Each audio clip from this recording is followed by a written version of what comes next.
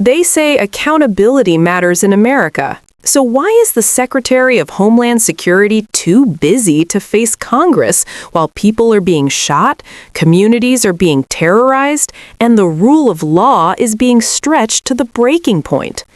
Today, Senator Dick Durbin just exposed exactly what's going on, and it's worse than you think.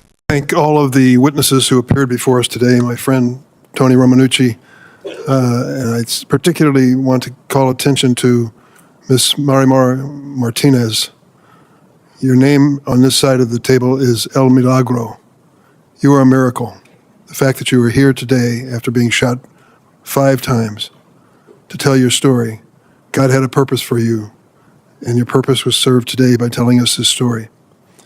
I'm the ranking member of the Senate Judiciary Committee, and I want you to know for the record, Secretary Noem has not appeared before our committee in over a year.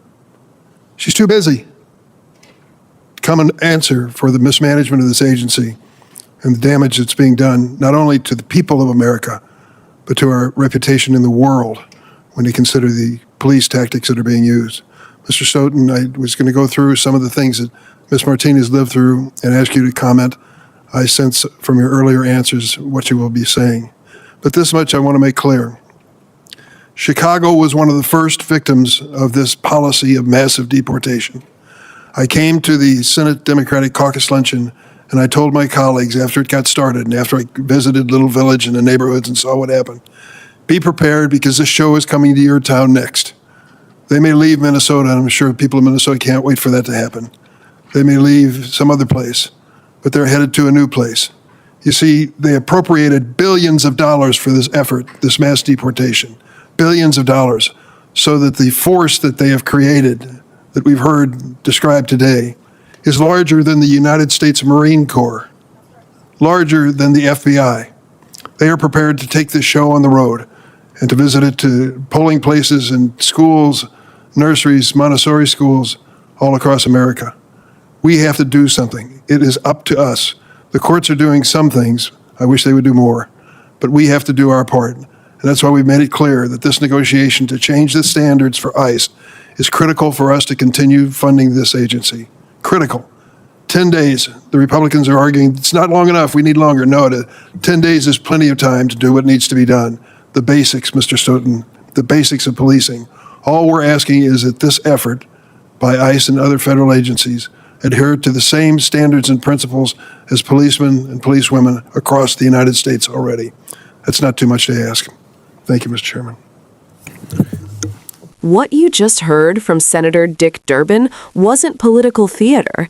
It was a warning about what happens when power operates without oversight, when an administration treats accountability like an inconvenience, and when the lives of real people become collateral damage in a political agenda.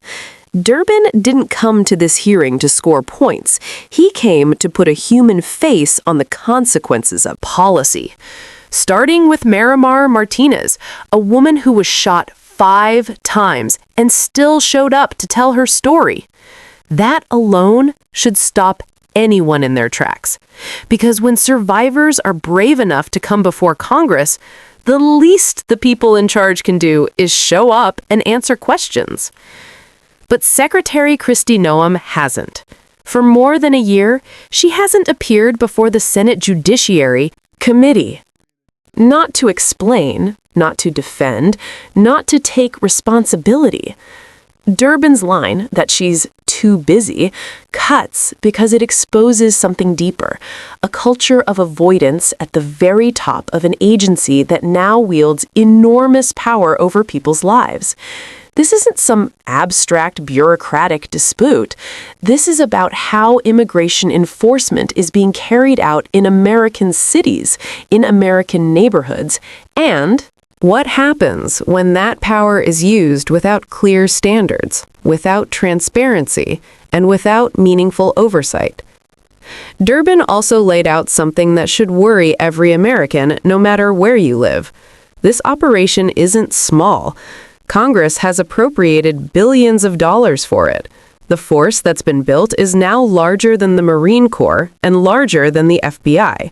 That's not a rhetorical flourish. That's a statement about scale, reach, and the potential for abuse if there are no guardrails.